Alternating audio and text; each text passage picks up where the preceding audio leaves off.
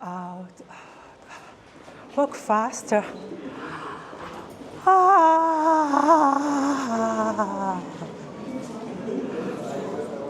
Walk. Start walk backwards. Get slow. Slow down. Be careful. There are other bodies in the room. Take your time. There are other bodies in this room.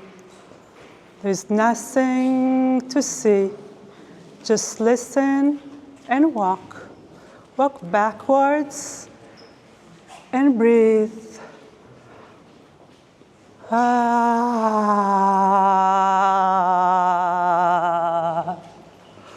Walk slower and slower and slower and slower. Get near someone. Get near and walk with them. Walk together with someone. Feel them. Feel their skin. We walk and we breathe. Try to synchronize your breathing. Ah.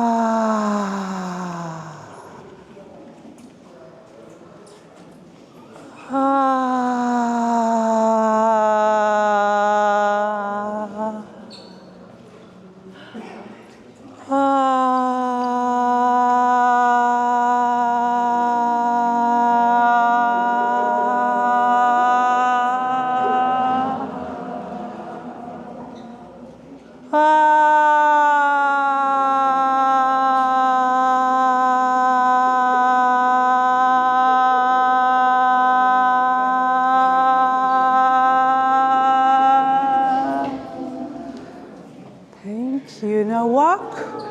To one of the walls. Get close to the wall with your body. Get very near the wall with your body. Put your ear and the wall on the wall. Try and listen to the wall. Get near the wall. Listen to the wall with your ear.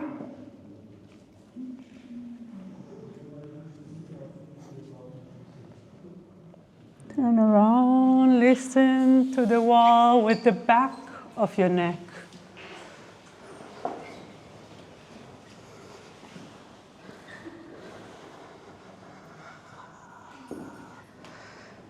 Your body will know what to do. Listen to the wall with the back of your neck and start getting down the wall, down your back. Yell and or and down your back and down and down and down and down until you feel the ground. Meet the ground, meet the ground. Put your ear on the ground. Put the ear on the ground. Start to listen to the ground. Listen to the ground with your ear and your hand. Keep moving. Listen to the ground with your shoulders. And to slide on the ground, listen to it. What do those shoulders hear?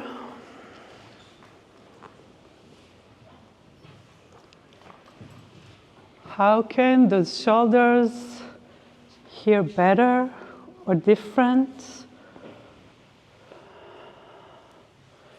Try to listen with your armpits.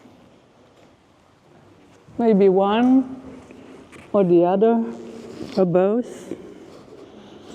Turn around.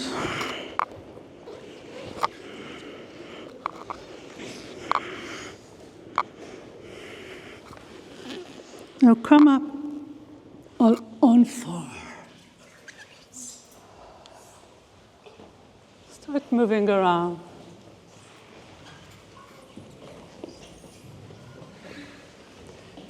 And while you move,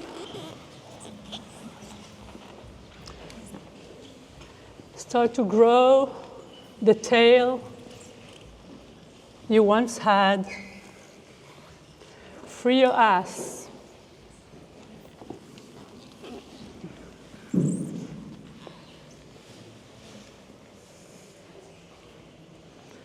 Listen to the memory of your DNA. Move around, move around. Keep crawling and moving its back from the head towards your spine. It's much longer spine to the end of your tail. Try to listen with your old fur, with your skin that is thicker and softer. Move around, move around. Get near one of the columns. Touch the stone. It's a cold stone. Touch it with your body. Touch it with your body.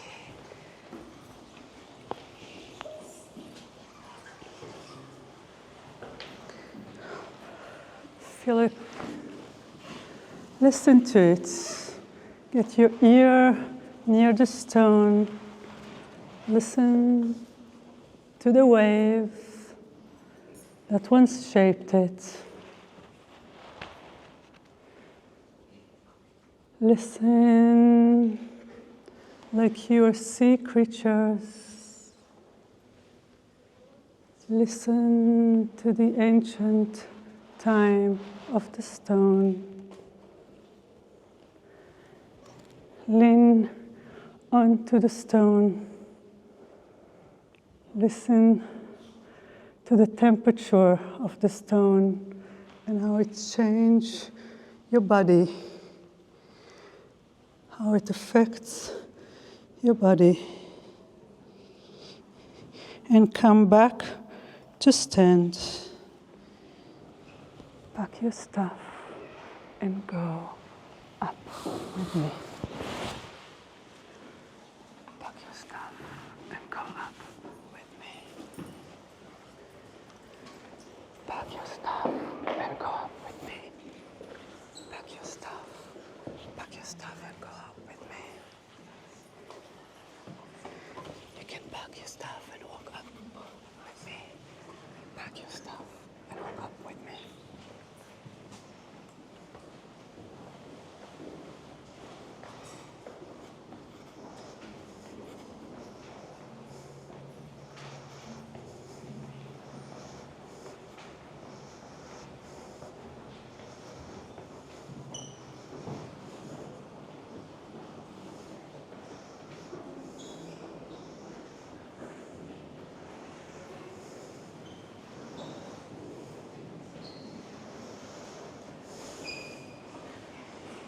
Come here.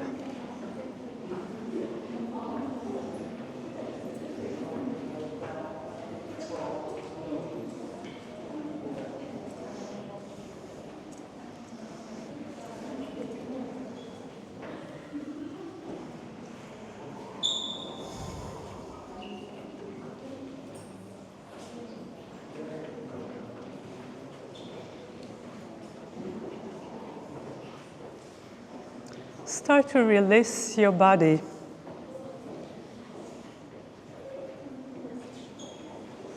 And let it listen to the balcony.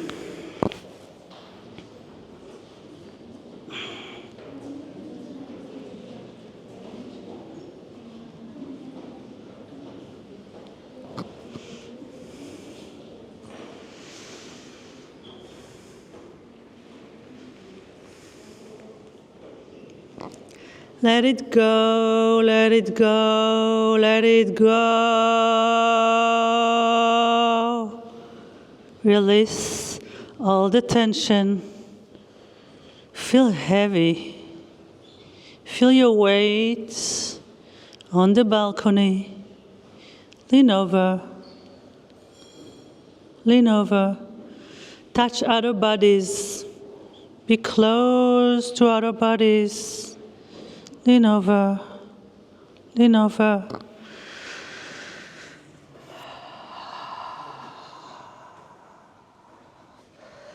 Listen to your body, losing its balance. Lifting through your feet as the floor is generating the sound. Listen to it as you can see the sound. Listen as if the wall were instruments. Listen as you are empty. Listen to someone you can no longer hear.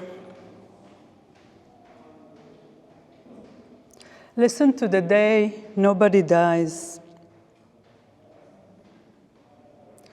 Listen to the anxious automation. Listen without music or a memory of music. Listen to it like you haven't been born yet. Hear it from me as you are still in the surrogate womb. Listen with your earthly body. Hear it from me with your eyes closed.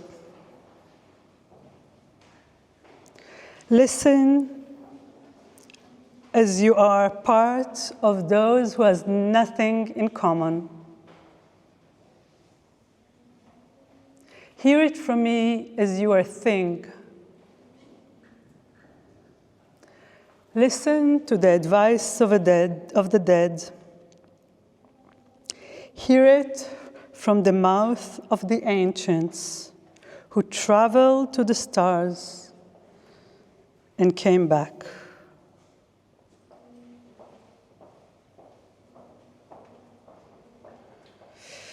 Roll your body, watch your head.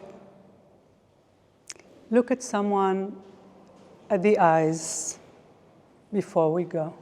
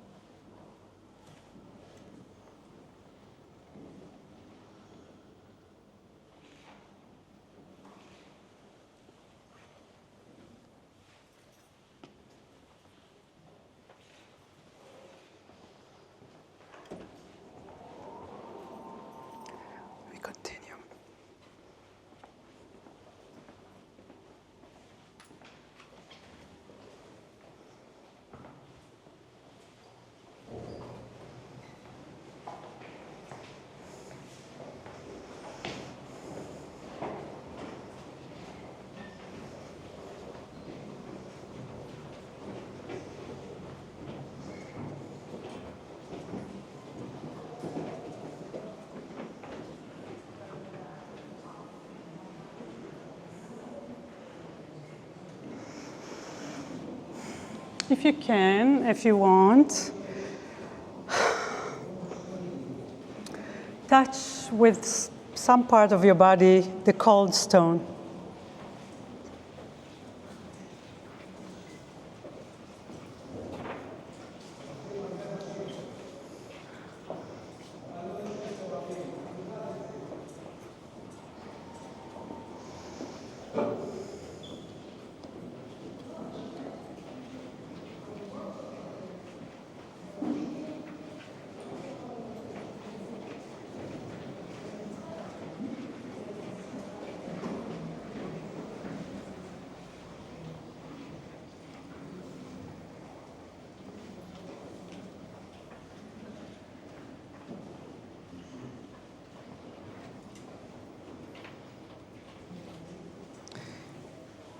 Find some part of your body that touches the cold stone.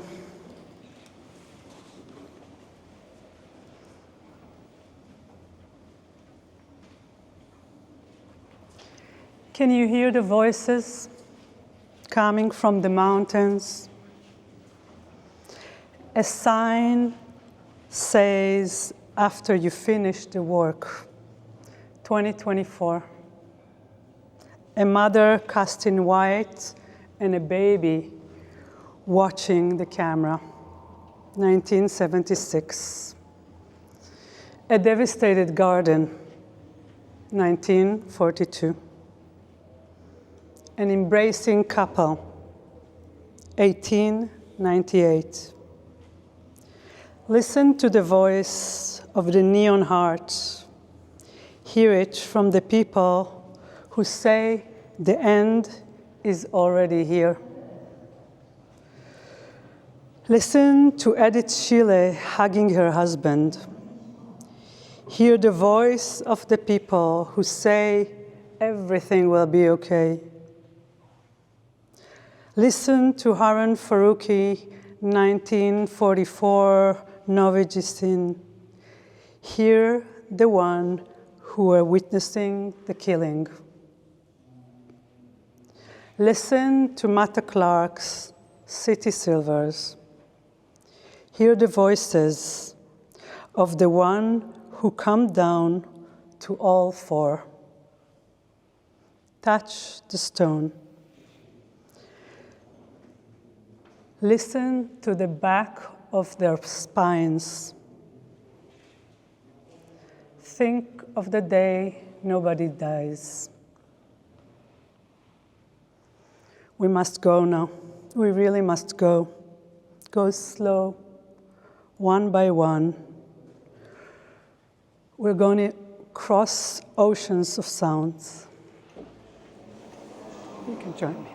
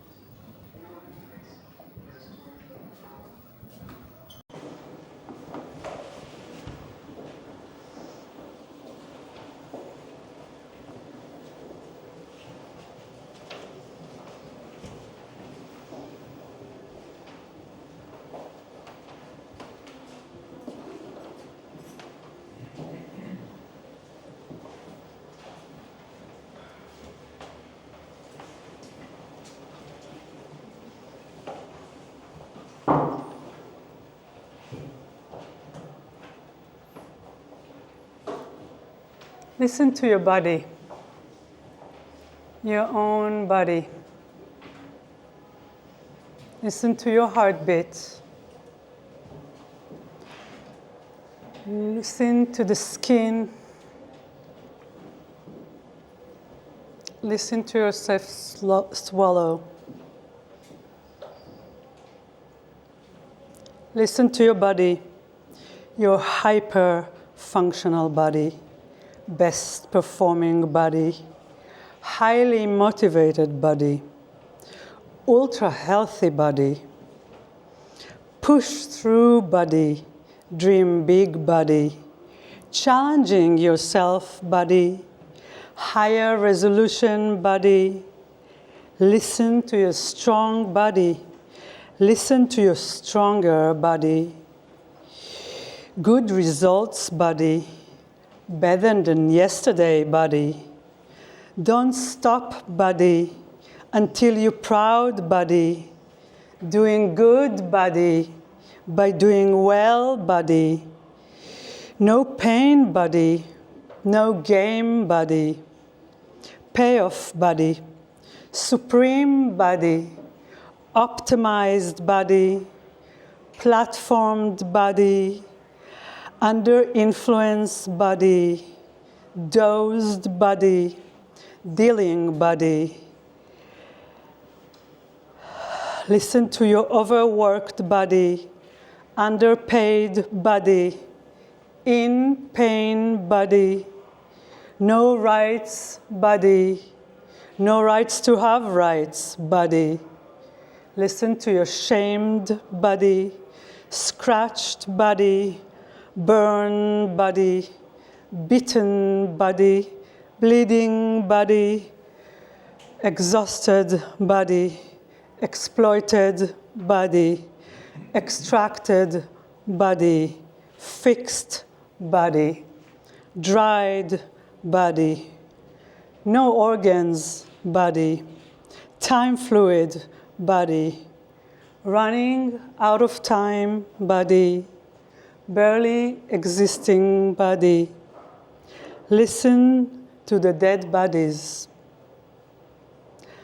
Listen to the dead bodies.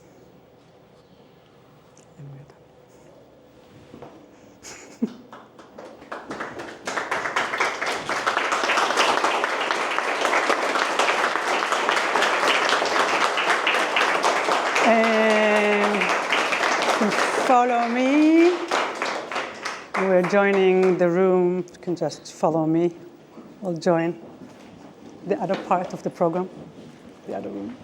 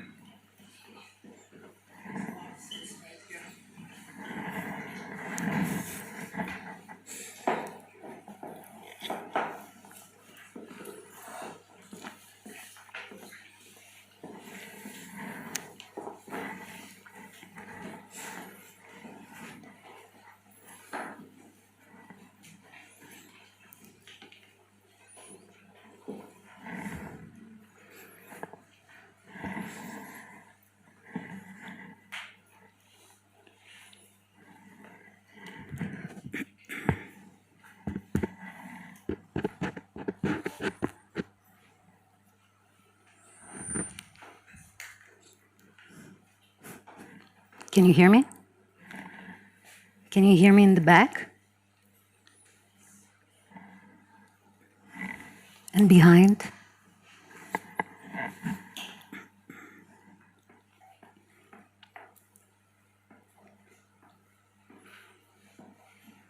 Lezbynai. We squatted down in a parking lot between two red-colored cars. Just a moment ago, a guy from the second floor shouted at us from his kitchen window as we started doing inappropriate stuff while hanging on the metal globe. You grabbed me, wrapping your legs around my hips. I didn't even notice when you started rubbing against me. Can I immerse the fingers of both of my hands, all 10 of them, into your thick, slightly wavy, sun-kissed hair? Brownish, withered lilacs, dried out by the sun, fluffy bumblebee bellies sticking out through the widely spread blooms that haven't seen rain for ages, you emerging in the background of a giant field of blooming veronicas and my favorite 9-story building. Some charming girls used to live there once. Girls who loved other girls and perhaps still do. How beautiful you look. The palms of my hands, my tense fingers, are running across your body, reading it all, creating memories. I keep stumbling on something, but it doesn't dispel my determination. I'm counting the decorative pebbles on the facade of the 5-story building with my knuckles, eager to grab you by the waist. We are a knot, tangled along the busy gateway. Your blood is heated by thrill and looks of strangers. I'm facing them with my back, only halfway of me visible this way. When I fantasize, I feel looked at, not like you, the observer, an active observer who always knows what she wants to see. Your denim shorts get blurred out in my peripheric view and become tones among tones. The metallic button reflects a little patch of sunlight on my t-shirt while I'm undoing it, and your hand, slipped under my t-shirt, whisks it away, traveling towards my nipples, impatiently waiting for your touch. The patch of light pierces through the ground floor kitchen window of the nearby building and disappears in a hole of a lacy curtain. It probably lands on the door of a kitchen cabinet, hiding cups and plates. From this side, Lazdynai isn't too mysterious of a neighborhood. When I look at the facades of multi-story blocks of flats, I look at them as if they were transparent. It's more or less clear where the kitchen, bedroom, or living room is. In a park, we encounter a woman, having gone for a walk. She's wearing a skirt and a flowery blouse, walking down the forest path as if we're some sort of a catwalk, in her graceful golden flip-flops that almost lift her above the ground. A beautiful leather backpack in her left hand and a plastic bag in the right. She could be my mother. A thought comes as I scan her from head to toe. She could be my mother, I say after she passes by. I could be her if I had a husband and children waiting for me at home. I would definitely go to a park in search of peace and adventures. You mumble. What do you mean? I ask. Nothing concealed. I'd go for walks looking for beautiful lesbians, wallowing on park benches. I imagine I would have to, if I were still hesitant about making love out of mutual desire. Form and not content becomes the starting point when it comes to couples with a significant age difference. Let it be form. But does form define content?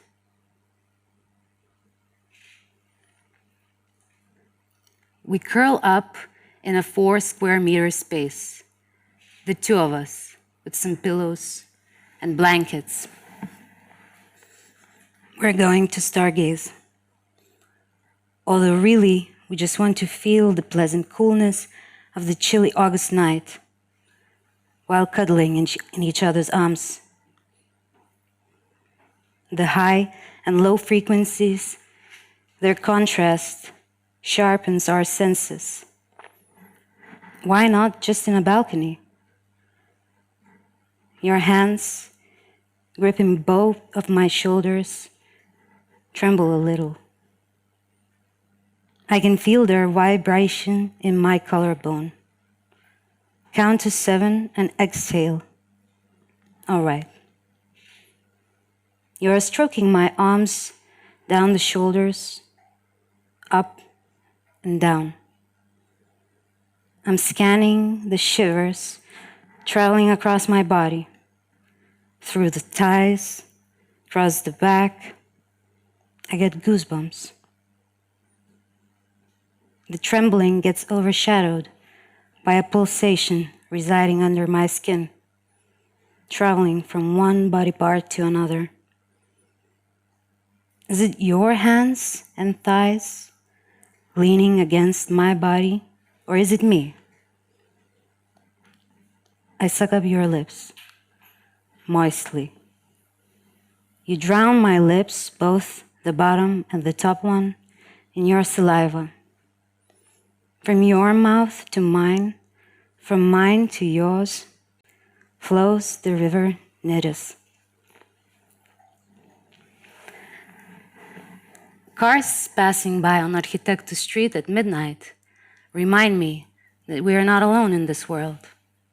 In the meantime, you moan deeply and loudly while kissing me.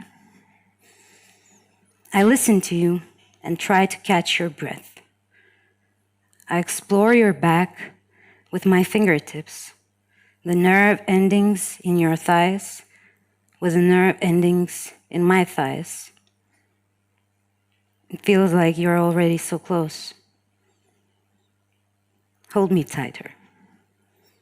Yes, I'm holding you. I can hear my neighbor from the 4th floor opening her balcony door.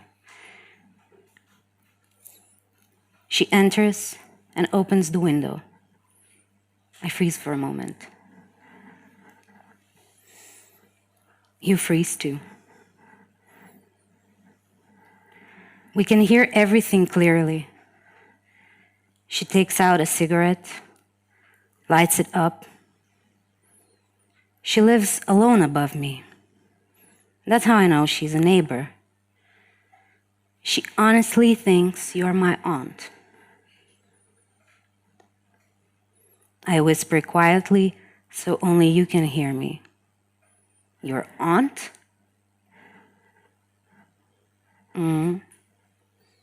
I snigger through a tightly clenched white smile. Did the neighbor freeze? I can't hear her anymore. I can't even hear her breath. Maybe she's realizes she's not alone. Maybe she's trying to understand where all these weird noises, untypical of a Wednesday night, are coming from. Do you think she can hear us? You ask me. Of course, I mumble, moistening my mouth with my tongue. I stick 2 of your right hand fingers deep into my throat, biting them gently, sending a signal for my saliva to excrete abundantly, more abundantly. Back and forth, your fingers tickled my palate.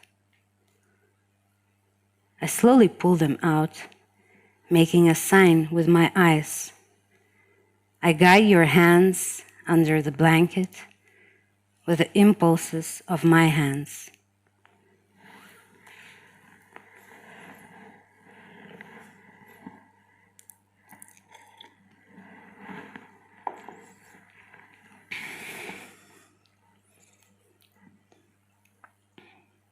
quiet. Stick them under the blanket. I follow your hands, immersing with my arms.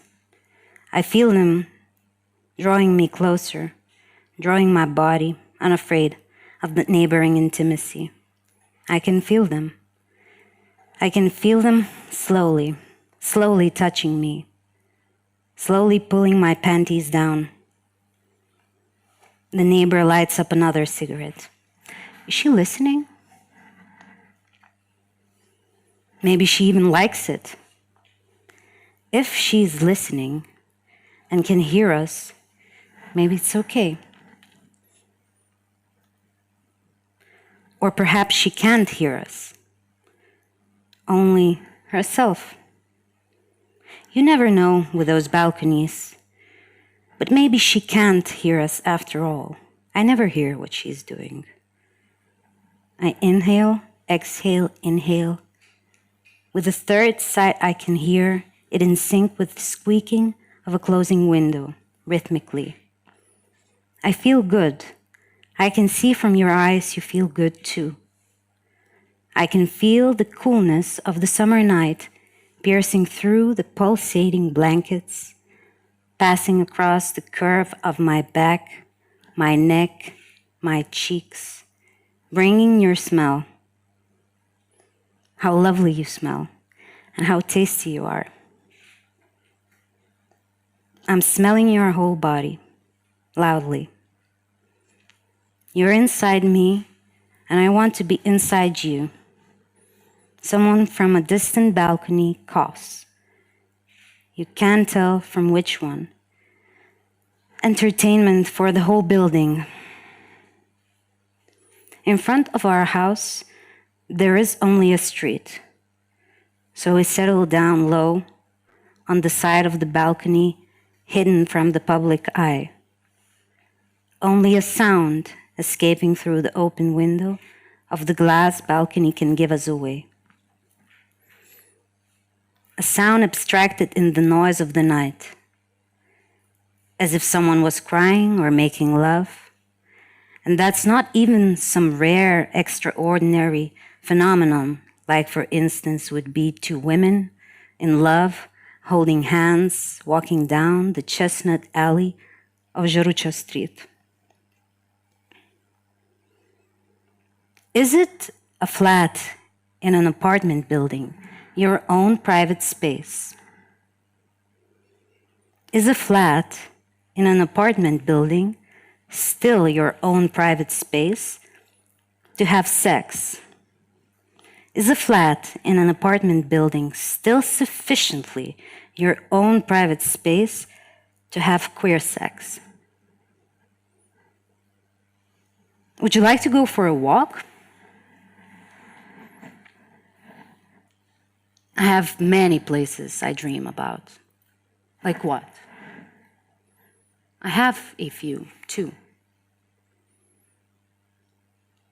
Concrete is something that really turns me on, as weird as it sounds. Among blocks and concrete floors, I discovered a paradise in utopia.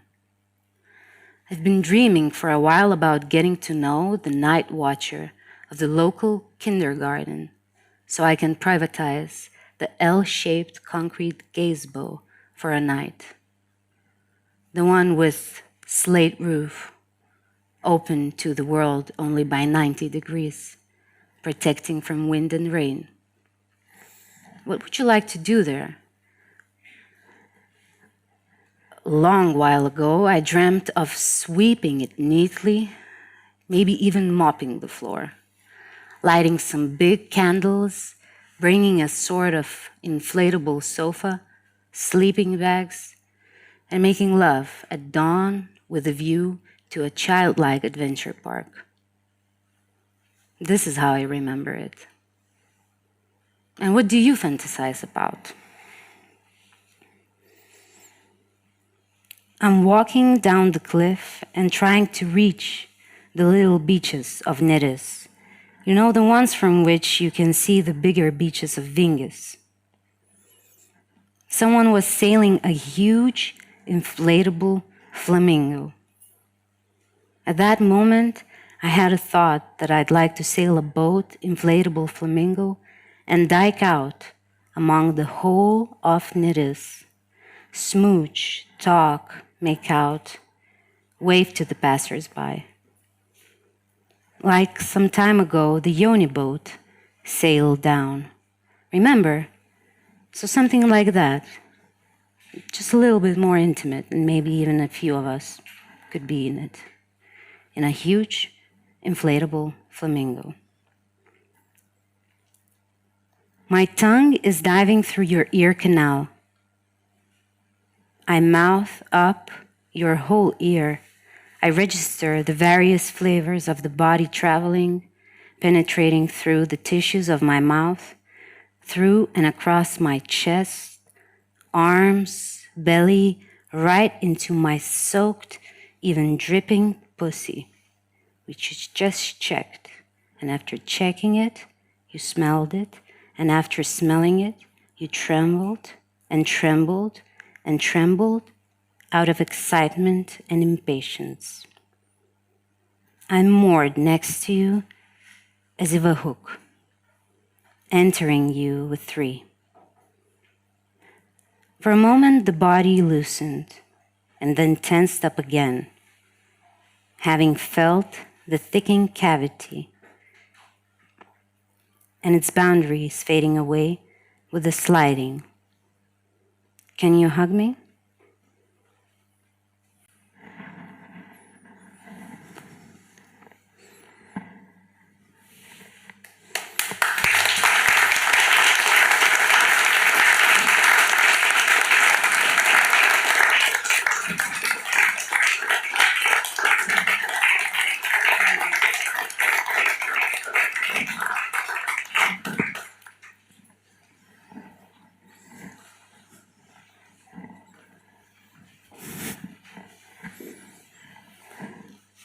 Morgane? Hello, Morgane? Are you there? Can you hear me? Can you hear me? Yes, I can hear you. Can you hear me? I can hear you, yes. Where are you?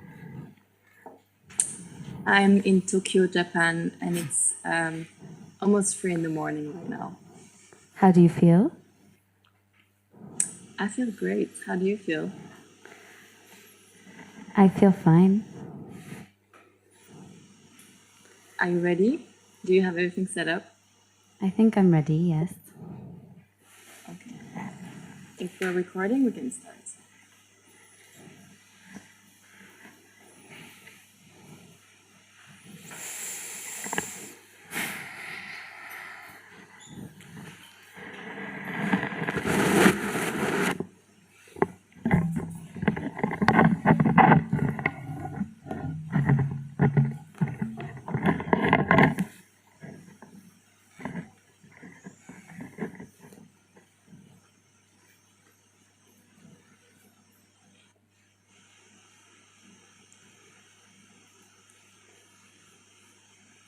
From Capitalism.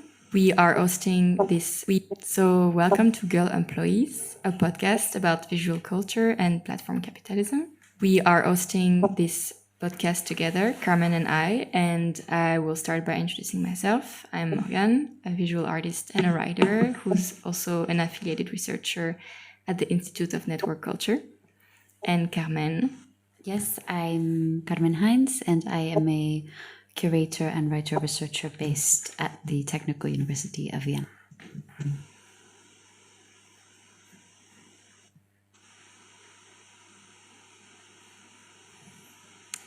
I was sitting on a bus just a few weeks back, and I saw someone wearing a hat, and it said, "Not everyone needs a podcast." It was bright green, and it had a big black Helvetica writing. It was 37 degrees outside, and everyone was caressing their phones, myself included. The phrase was taken, it would seem, from a trending hashtag on TikTok.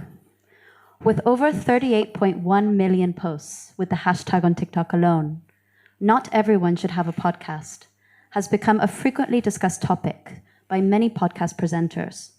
shedding light on the political misinformation often circulated on personal podcast channels. Podcasts are a medium that exists on the hinge of amateurism and performative expertise. Analyzing the many clips on TikTok, sometimes not everyone has a podcast, becomes a kind of self-referential form of critique, a protective form of self-deprecation, a gesture to the expectation of personal and collective awareness, at a minimum, in a culture framed by hypocrisy and an urgency to show an awareness of this hypocrisy. To return to the hat, there seemed to be much more than a warning against the rampant spread of misinformation online and its effect on democracy, etc. A hat with "not everyone has a podcast" indicates a kind of existential knot at the heart of contemporary media culture. That existential knot is a kind of embeddedness within the structures that we criticize, of critiquing podcasts on podcasts, of purchasing a hat, probably online, that was produced from a circulated hashtag in order to criticize the blasé circulation of possibly misinformed but loudly proclaimed generalizations on life, love, or politics. Podcasts are a media emblematic of the platformed world. By a platformed world, Morgane and I mean an economy predicated on the linkages between the digital and the physical and the embodied. As we live in the platform era, where are the politics of irony culture? Can things fall flat into apolitical apathy? The word podcast comes from a combination of iPod and broadcast. Though similar to radio programs in form, they exist as files, which can be listened and played at a listener's convenience, anytime, anywhere. This session, for instance, will be recorded as a file for redistribution and circulation after these 30 minutes are over. The earliest use of the word podcast was traced to the Guardian columnist and BBC journalist Ben Hammersley, who coined the term in February 2004 while writing an article, who described the new medium as something where anyone could become a broadcaster. The inventors of podcasts are more often credited to the MTV video jockey Adam Curry and the software developer Dave Weiner. Weiner helped Curry develop a technology that enabled listeners to download audio files automatically from the internet as they became available, essentially a way of subscribing to audio content, or audio blogging, as it was first called. In 2003, Weiner developed an audio RSS feed for former New York Times reporter and public radio host Christopher Lydon, who used this new RSS feed to offer audio content of notable interviews on his blog. This show, Radio Open Source, launched in 2003 and is sometimes accredited as the first ever podcast. Podcast caught attention of Steve Jobs around this time, who described it publicly as the kind of TiVo of radio, a way to record or to capture audio content for distribution via devices and data storing technologies. It is of little or no surprise that by 2005, a mere 2 years after the launch of Radio Open Source, Apple was very quick to jump onto the bandwagon. In the same year, George W. Bush became the first president to deliver a weekly address as a podcast.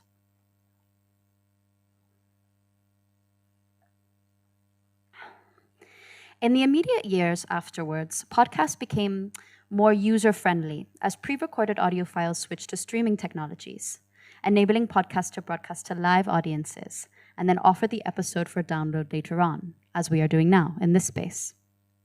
In 2014, Apple released iOS 8, which had its podcast app built in, which brought the medium to the forefront of public visibility. To paraphrase an investigation by the Pinkerton Institute, it was Serial, a podcast that followed the re-examination of a 1999 murder of a Maryland teenager and questioning the conviction of her former boyfriend, that really changed the game. Serial became the first podcast to reach 5 million downloads, and according to Edison Research, the number of monthly podcast listeners in the United States of America essentially doubled in the 5 years following its premiere, from approximately 39 million listeners to 90 million. Today, podcasting is a several billion-dollar industry.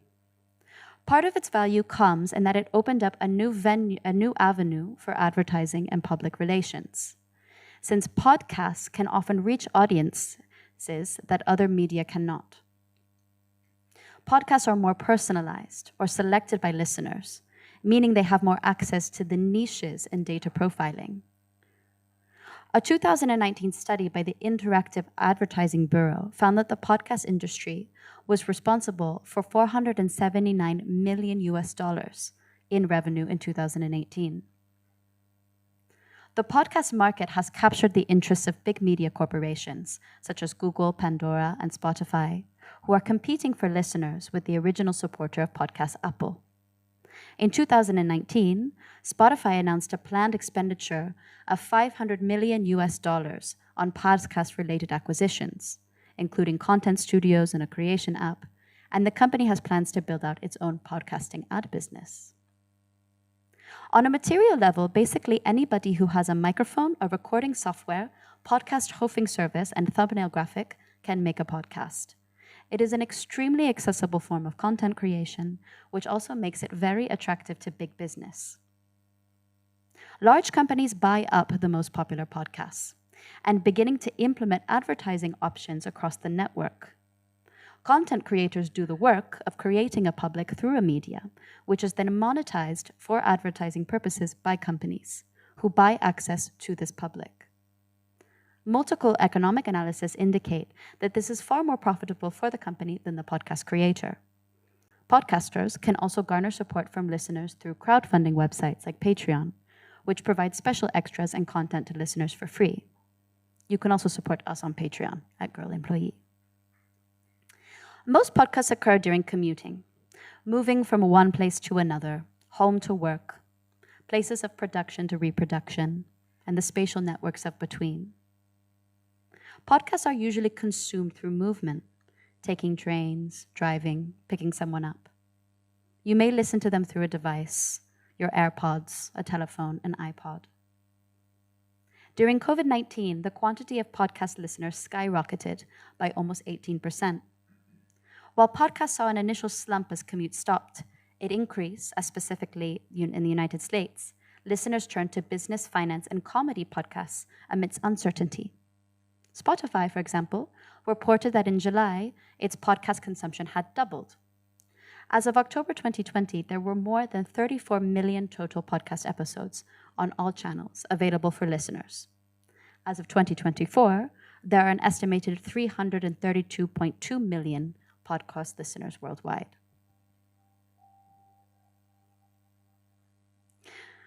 Podcasts are a converged medium. If we think about them on a material level, they bring together the audio, the web, media players, listening devices, and the business models they benefit from this convergence. They are deemed a disruptive technology because they have almost completely outflanked live radio. Podcasts are media structures that find their footing when bodies move through physical space, moving from home to work, moving around the house. For lack of a better word, they are a media fit for an economy of multitasking, to entertain oneself, to educate oneself, while working with one's hands or one's body. When considering listening as a practice, the podcast as a media raises key questions on the kinds of listening they engender. Is listening about informing oneself, feeling less alone in space, feeling less anxious in crisis-driven times? Maybe listening becomes something productive. The ingesting of information is the most optimal format for engaging forms of labor simultaneously, such as cooking or cleaning or exercising. Learn about physics while trying out a new recipe for lasagna. Thinking of the quantity of listeners downloading and hearing through their devices, one can imagine a stack of information relayed by voices through these devices, many of which are nestled in our ears. These are files, softwares, profitable because they function as networks. They bring together sponsors, advertisers, platforms, listeners, and data storing technologies into an easy access aggregate. This network exists atop the urban network, where one may listen as they move from home to work to leisure, or all of these things above simultaneously. I listened to a podcast about the history of birdwatching. Around the section engaging specifically with kestrels, there is an advertisement for a popular platform where you can create your own professional website via a produced template. €10 a month, more or less, to launch your own business. I hear this sitting on a bus and see a seagull eating what I believe to be a pigeon, but I'm not sure. I wonder whether this is a manifestation of the fact that I'm listening to a podcast about birdwatching. Not everyone should have a podcast. What a pressure point, I think. Is this the solution for detangling the mess of things? Where does the responsibility lie? In the urge for content creation and the speculative possibilities that it may bring? In the formats and the architectures to which it can be distributed and monetized? What happens when and if we stop being employees at academic institutions? Speaking of Morgane and I. This is what Morgane and I asked in starting a podcast. At least there was a kind of structure through the two of us to continue doing what we were doing anyway, reading tech news and chatting about it. A mutually decided form of recognition for an extremely minimal, unprofitable, semi-anonymous public. A structure to legitimize research in a recognition-based economy.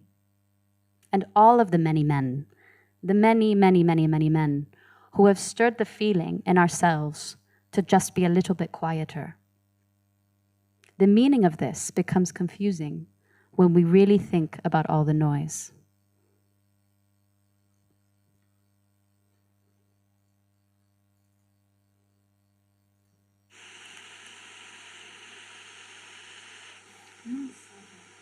Yapping through sound. It might seem boring or self-evident, some might say. Instagram for activism, Spotify for platform capitalism, Facebook for propaganda, podcasts for platform criticism. Really? I often reflect on the concept, the master tools in the master's house, coined by Billuart. It suggests that the system of power and oppression cannot be dismantled using the same tools and methods that created them. In the context of girl employee, this means that traditional media and modes of communication, which are often embedded in the capitalist structures we critique, may not be sufficient to challenge or change those structures.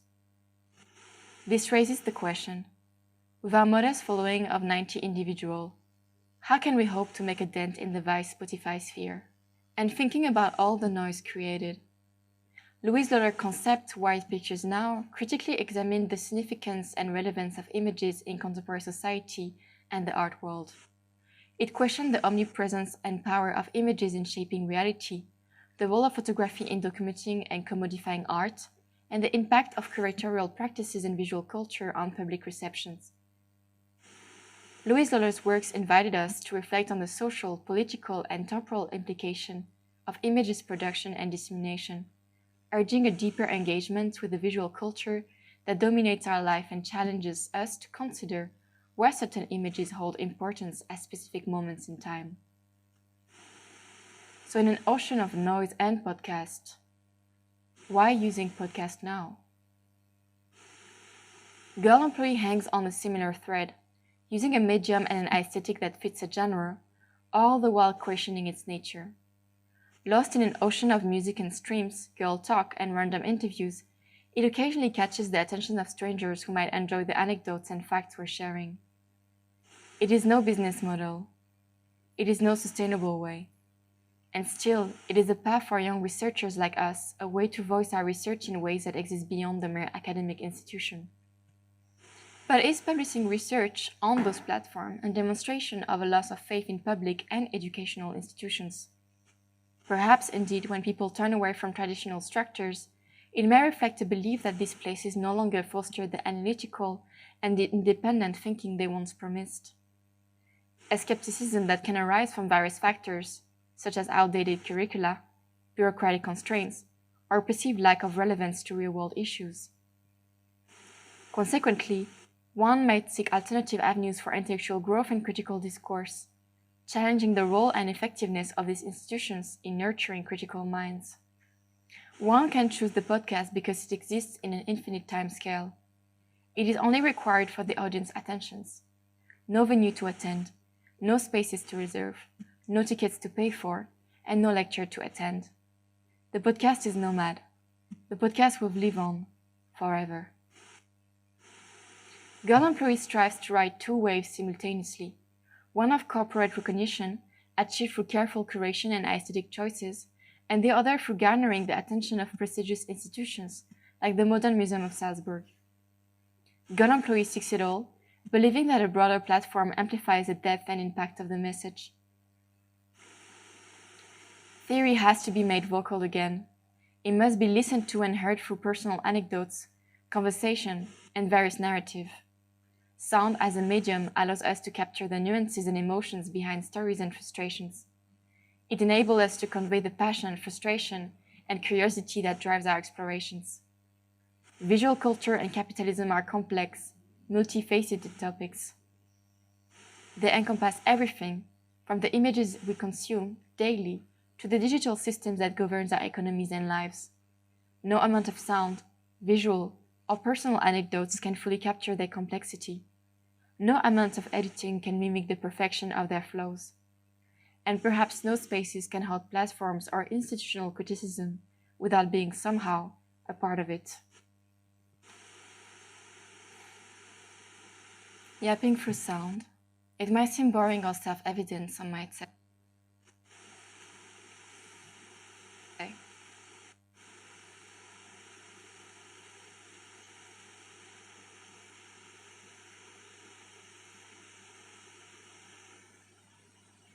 I think that by definition, the word boss is hegemonic because it just implicates a power structure. I mean, that's literally what it is. So I think that it's, a completely hegemonic power system. And if we take an intersectional approach to the way that we look at class hierarchy and class exploitations, that's directly linked to gender-based discrimination, gender-based hierarchies, and gender-based exploitations, particularly for following some, social reproductive feminist analysis of gender as a class relation. But that's a whole other, inshallah, we can talk about that another time. So firstly, it is relevant to mention that gamification as a strategy started gaining popularity in the 21st century, but it has a longer history than commonly believed, and it doesn't require advanced technology to be implemented. Can be so quickly accumulated into the language and into the patterns and into the structures of these power hierarchies, engagement of capitalism. I mean, the term is accumulation, isn't it? So first, what do I mean here by gamification? So in the Oxford Dictionary, gamification is defined as the application of typical elements of game playing, so point scoring, competition with others, rule of play, to other areas of activity, typically as, for example, online marketing technique to encourage engagement with a product or a service. Bumble's Cafe, dubbed Bumble Brew, is slated to open in the fall in the Soho neighborhood of Manhattan.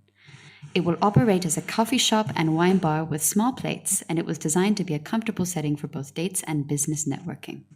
The menu has been strategically curated to include foods that aren't messy so guests don't embarrass themselves on dates. Prices for dishes like farro salad with cheese and roasted vegetables or plates of prosciutto will range from $12 to $15. Of a good story around it. You don't want to feel like you're going to consume something and you know exactly how it's going to taste. Either it's a friendship or a relationship, right?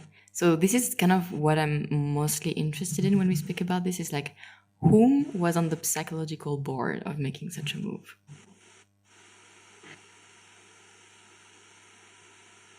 Morgane, Yes. are you there? Yes, I am. Very dramatic lighting, I'm sorry. Couldn't fix it any better. I think you look great. Thank you. How does it feel in the space? It feels okay. I don't know. I How's don't the know. architecture like? I think you never know with these things, really. Could be going Excuse me? anyway. No? I was just trying to hear what you were saying. There's very, very bright lights. There's a office table. There's a screen. There's a lot of people, most of whom I do not know. Bossing? Pardon? Does it look like you're girl bossing?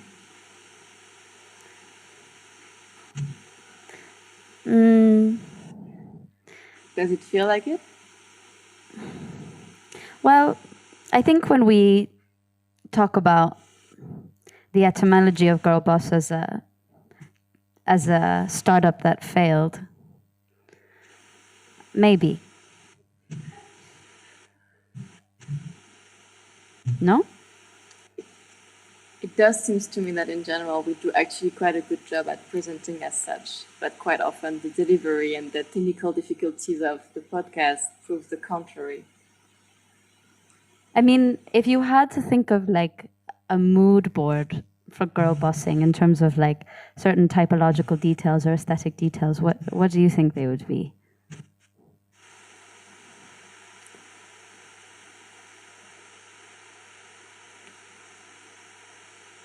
I think somehow something that is really smooth and pretends to be all put together, which is something I guess we can quite easily fake. For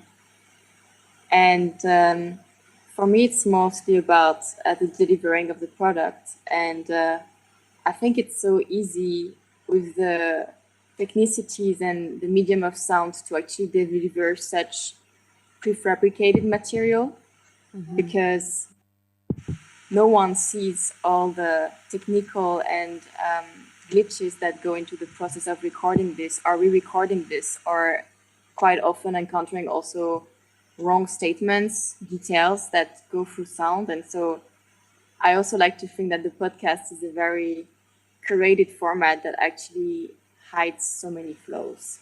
And that's also how I imagine the presentation to go today somehow. Girl bossing, not so girl bossing somehow. I think it's true. I mean,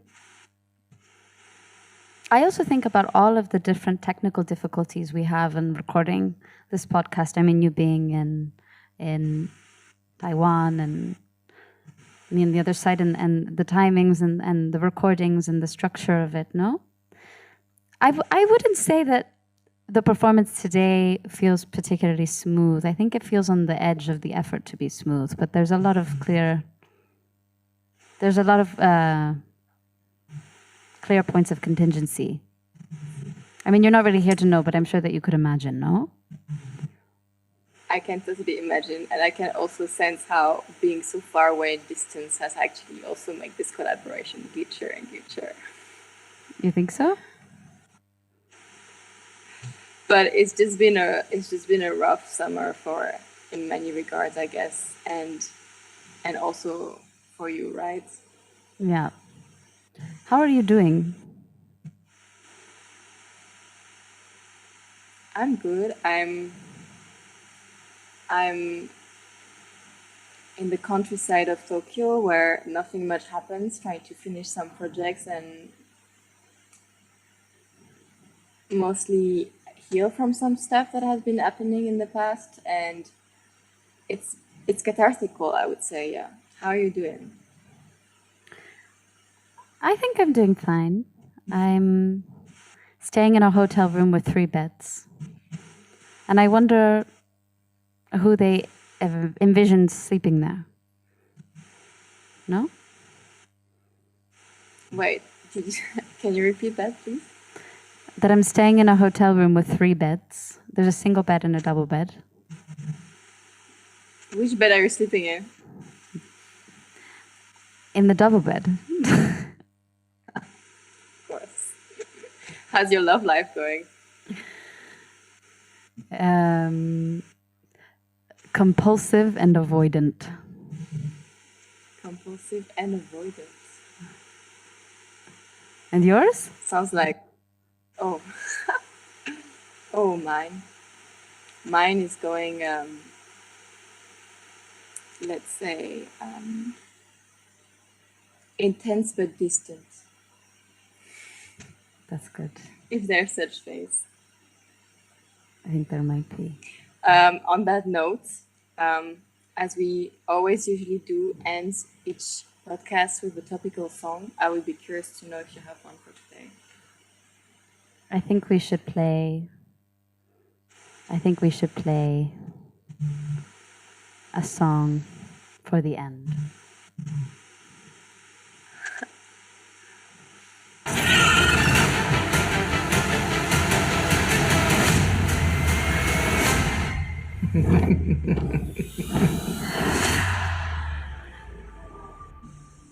Warcraft, that's on point.